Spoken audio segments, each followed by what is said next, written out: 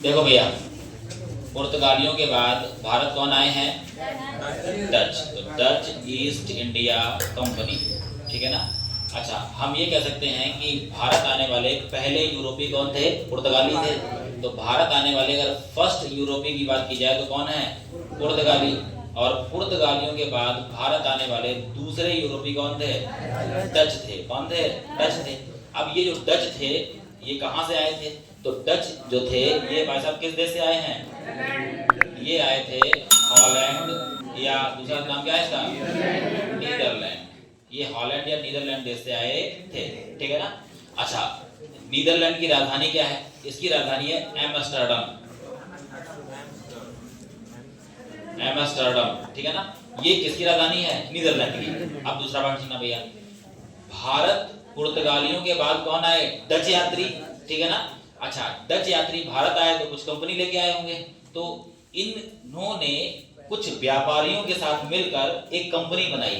Company कब बनी है भाई साहब? 20 मार्च 1602 को। और 20 मार्च 1602 को जो कंपनी बनी उसका नाम क्या था भैया? United east India company of Netherland. क्या नाम है उसका? United east India company of Netherland. अच्छा, ये कंपनी कब स्थापित हुई? 20 मार्च 1602। अच्छा, फिर सुनना दूसरी बात, ये हॉलैंड और नीदरलैंड जो दो देश हैं, ठीक है ना, ये देश तो वैसे एक ही है। अच्छा, ये जो देश है ये पहले किसका गुलाम था? स्पेन का गुलाम था। किसका गुलाम था? स्पेन। इसी के बारे में पढ़ाया था। स्पेन की राजधानी क्या है? मैड्रिड। और यहीं से कौन था जिसने अमेरिका की खोज की है? कोलंबस। तो कोलंबस को भेजा था भारत खोजने के लिए, ठीक है ना। और इसने किसी खोज की? अमेरिका की। तो ये कहाँ का था? स्पेन का था। अच्छा, ये लोग स्पेन से आजाद हुए।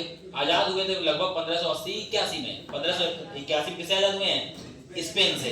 और उसके बाद भाई साहब यहाँ के व्यापारियों के ने मिलकर किसके? नीदरलैंड, हॉलैंड के, एक कंपनी बनाई। उस कंपनी का नाम क्या है? United east India company of Netherland. और ये जो United east India company of Netherland है ये व्यापार करने आई है। तो सबसे पहले ये व्यापार करने कहाँ पहुंचे? तो सबसे पहले ये व्यापार करने कहाँ पहुंचे? सुमात्रा। और सुमात्रा कहाँ है? ये इंडोनेशिया पहुंचे, ठीक है ना। तो सबसे पहले ये व्यापार करने कहाँ पहुंचे? सुमात्रा, इंडोनेशिया पहुंचे। और सुमात्रा, इंडोनेशिया में 1596 में प्रथम डच यात्री पहुंचा है, ठीक है ना। कौन पहुंचा है? प्रथम डच यात्री। और भैया ये जो प्रथम डच यात्री है इसका नाम है कार्लिनियस द हाउटमैन। इसका नाम क्या है? कार्लिनियस द हाउटमैन है। ये कहां पहुंचा था? सुमात्रा, ठीक है। इसके बाद भैया ये जो कंपनी बनी है क्या नाम है इसका? United east India company of Netherland. इसी को क्या बोलते हैं? Dutch East India Company. इस कंपनी के बोर्ड ऑफ डायरेक्टर में, यानी कि इसके नियंत्रक मंडल में, इसको चलाने वाले जो लोग थे इनकी संख्या कितनी थी? 17 थी। याद रखना, अभी जब बढ़ाएंगे ईस्ट इंडिया कंपनी को, इससे ज्यादा महत्वपूर्ण है, उसमें कितने हैं? 24। अच्छा, इसको यानी कि डच सरकार ने कितने वर्षों का एकाधिकार दिया है?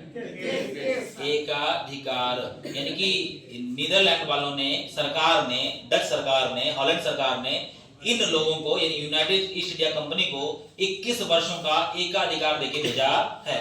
दूसरा पॉइंट ना भैया, जब British east India company Bharat आएगी व्यापार करने, यानी ईस्ट में व्यापार करने आई, तो इसको भी कितने साल का एकाधिकार मिला है? इसको 15 वर्षों का एकाधिकार मिला है। वैसे बोर्ड ऑफ डायरेक्टर कितने हैं? 24। इसमें कितने हैं? 17। अच्छा, दूसरी बात भैया, जो हॉलैंड सरकार है उसने इस कंपनी को कुछ परमिशन दी है। पहले तो भाई साहब आप किससे संधि करोगे कर सकते हो, इसकी परमिशन हॉलैंड सरकार की तरफ से दी गई है। दूसरी बात करें भाई साहब कि यदि आप किसी से लड़ते झगड़ते भी हो थोड़ा बहुत तो आपको युद्ध करने की परमिशन भी है, ठीक है ना। और तीसरी स्थिति ये आती है कि यदि संधि हो, यदि आप ना विस्तार करते हो, यानी कि राज्य विस्तार कर लो, क्षेत्र विस्तार कर लो, अगर ये आप क्षेत्र विस्तार करते हो तो इसकी भी आपको क्या है? परमिशन है। ऐसा कह के भेजा है किसने? डच सरकार ने। किसने कह के भेजा है? डच सरकार ने अपनी कलाकारी बता के भेजी है, ठीक है। इसके बाद भैया, इसके बाद आता है डचों ने अपनी पहली फैक्ट्री कहाँ लगाई? तो भाई साहब ये पढ़ाया था 1605 में। कहाँ लगाई है? मछलीपट्टनम में लगाई है, ठीक है ना। ये जो मछलीपट्टनम है ये कहाँ है साहब? आंध्र प्रदेश में है। और कब लगी है? 1605 में।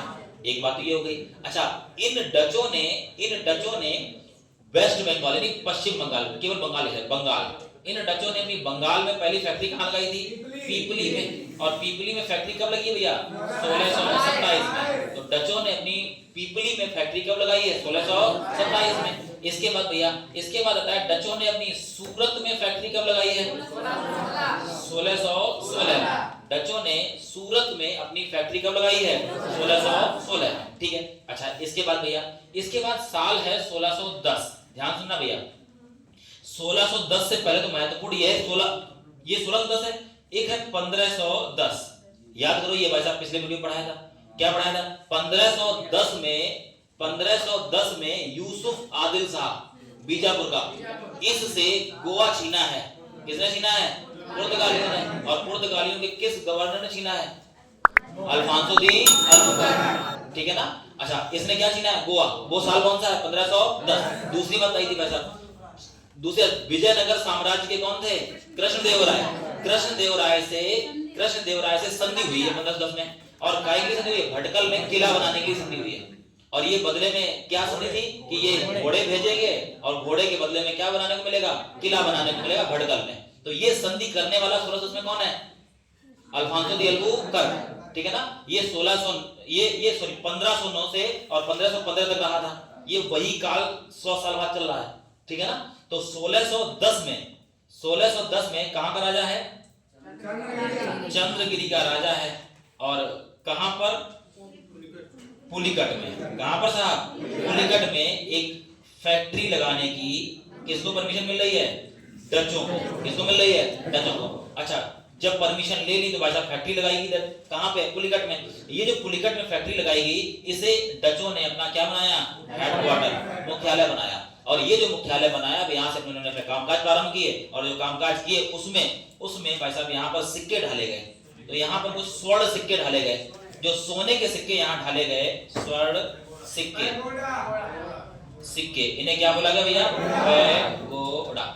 तो डचों ने कहा ढाले हैं? पुलिकट में। इसे क्या बनाया? अपनी मुख्यालय बनाया। और यहाँ पर जो सिक्के ढाले गए हैं, इन सिक्कों को क्या बोला गया? पैगोडा कहा गया। इन सिक्कों को क्या कहा गया भैया? पैगोडा कहा गया। इतनी बात में कोई समस्या? अच्छा, दूसरी बात भैया, हमारे यहाँ यूरोपीय आए थे। इन यूरोपियों के आने का उद्देश्य क्या था? मसाले।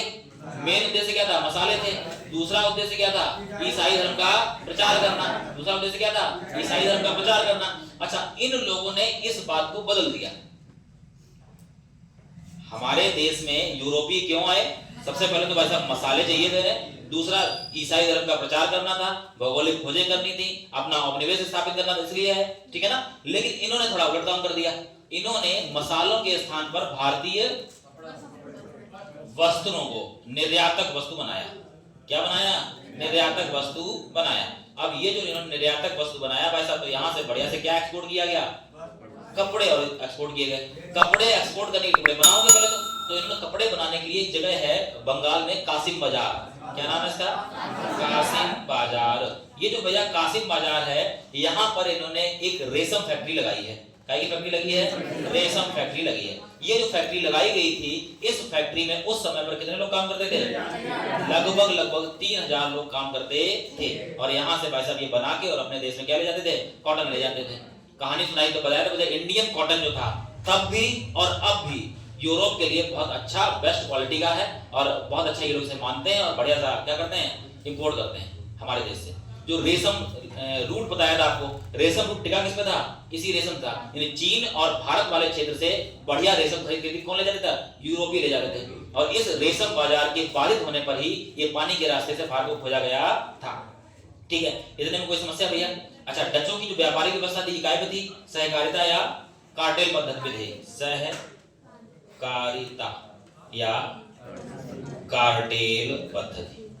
अब यहां पर एक बात और सुनना, ये लिखा है एम्स्टर्डम। ठीक है ना? ये कहां है? नीदरलैंड। अब बात सुनना भैया, हम जो लोग आजकल जो पढ़ते हैं शेयर मार्केट, समझना ध्यान से। एशिया का पहला शेयर मार्केट है बंबई स्टॉक एक्सचेंज, भारत का। एशिया का पहला शेयर मार्केट कौन है? Bombay stock exchange. इसकी स्थापना हुई 1875 में। तब ये बंबई स्टॉक एक्सचेंज था, BSE। अब इसका नाम है मुंबई स्टॉक एक्सचेंज। अब दूसरा बात सुनना भैया, विश्व का पहला स्टॉक एक्सचेंज है एम्स्टर्डम स्टॉक एक्सचेंज, नीदरलैंड, स्थापित हुआ है 1602 में। ये वो लोग थे जो शेयर मार्केट की नींव रखे हैं। और भारत व्यापार करने आए हैं। यानी कि इन्होंने जो कंपनी बनाई है ये united east India company of Netherland, ये भाई साहब शेयरिंग करके बनाई गई है। कुछ व्यापारियों ने मिलकर अपने शेयर इकट्ठे किए हैं, फिर एक कंपनी बनी है, वो कंपनी भारत व्यापार करने आई है। तो पहला शेयर मार्केट एम्स्टर्डम नीदरलैंड 1602, और यही 1602 में ये united east India company of Netherland के नाम से कहां व्यापार करने आए? भारत, ठीक है ना। और भारत इन्होंने मसालों का व्यापार किया तो, लेकिन मसालों के साथ साथ भारतीय वस्त्रों को भी इन्होंने क्या बना दिया? निर्यात का वस्तु बना दिया। भारतीय वस्त्रों के लिए इन्होंने क्या खोल दी? फैक्ट्री खोल दी, और फैक्ट्री के बाद से पैसा बढ़िया निर्यात किया है, ठीक है। इसके बाद भैया इन्होंने फैक्ट्रियां, सूरत में फैक्ट्री कब लगाई है? 1616 में, ठीक है ना। कोचीन और कालीकट ये लगभग 1663 के आसपास उन्होंने डेवलप किया, ये केरल वाली जगह है, ठीक है ना। इसके बाद भैया वारंगैर, इसका मसूलीपट्टनम कब है? 1605 पहली फैक्ट्री है। पुलिकट कब है? 1610, ठीक है। रंगपट्टनम और कराईकल कब है? 1645। कराईकल जो आज की डेट में है, तो आज की डेट में भैया ये किसका जिला है? पुदुचेरी जो केंद्र शासित प्रदेश है। कितने जिले हैं? 4, पुदुचेरी, कराईकल, यानम और माहे। तो माहे कहाँ है? केरल में, भारत का छोटा जिला। यानम कहाँ है? आंध्रा में, ठीक है ना। और 2 जिले कौन कौन से? एक खुद पुदुचेरी और दूसरा कौन सा? कराईकल। ये दोनों जिले कहाँ स्थित हैं? तमिलनाडु राज्य में स्थित हैं। तो जिले कितने हैं इसके पास? 4, और कितने राज्यों में स्थित हैं? 3 राज्यों में स्थित हैं, ठीक है। इसके बाद भैया पीपली में बताया था भैया 1627। पीपली में डचों ने अपनी पहली फैक्ट्री कब लगाई? 1627 में। ये मालदा अभी करंट अफेयर में था। भारत की पहली वंदे भारत स्लीपर ट्रेन, ये भाई साहब हावड़ा कहाँ है? कलकत्ता के हावड़ा से कहाँ गई है? असम के गुवाहाटी। और इसका झंडी दिखाने का काम किया गया मोदी ने, वो झंडी किस स्टेशन दिखाई गई है? उसका पूरा का पूरा प्लान जो प्रोग्राम हुआ है वो कहाँ हुआ है? मालदा टाउन पे हुआ है। तो मालदा कहाँ है? बंगाल में है, वेस्ट बंगाल में है। तो ये किसकी फैक्ट्रीज हैं? ये किसकी फैक्ट्री है? डचों की फैक्ट्री है, ठीक है ना। अब एक युद्ध है, युद्ध का नाम है चिनसुरा का युद्ध। क्या नाम है इसका? चिनसुरा का युद्ध। इसी को कहा जाता है हुगली का युद्ध। सुनना भैया, इधर लिखना है। एक नाम इसका क्या है? चिनसुरा का युद्ध। दूसरा इसी का नाम क्या है? एक और नाम है इसका युद्ध। इसके बाद है बच्चों बेदरा का युद्ध। और ये बेदरा का युद्ध जो है, इसी युद्ध को हम लोग कह सकते हैं कि इसे चिनसुरा का युद्ध कहते हैं, इसी को हुगली का युद्ध कहते हैं, इसी को बेदरा का युद्ध कहा जाता है। और यह युद्ध बच्चों कब हुआ था? तो यह युद्ध हुआ था, ये भैया कब हुआ है? 1759 में हुआ है। और किसके बीच में हुआ? तो पैसा हुआ है अंग्रेजों और डचों के बीच हुआ। किसके बीच हुआ? अंग्रेजों और डचों के बीच हुआ। इस युद्ध में कौन पराजित हो गए? डच पराजित हो गए और अंग्रेज जीत गए। और इस युद्ध के हारने के बाद डचों को भारत क्या करना पड़ गया?